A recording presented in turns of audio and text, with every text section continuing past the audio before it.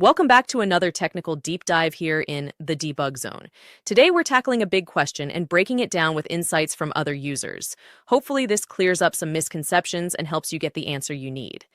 So buckle up, stay a little curious, and let's jump right in.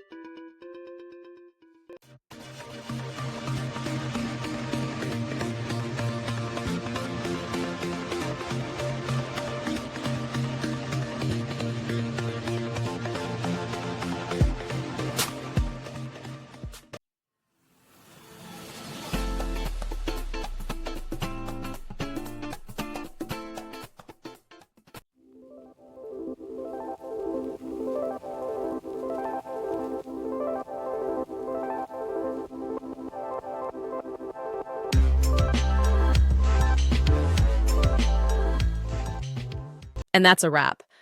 I hope you found the answer you were looking for. If you did, take a second to hit that subscribe button. It really helps out. And let me know in the comments which solution worked best for you.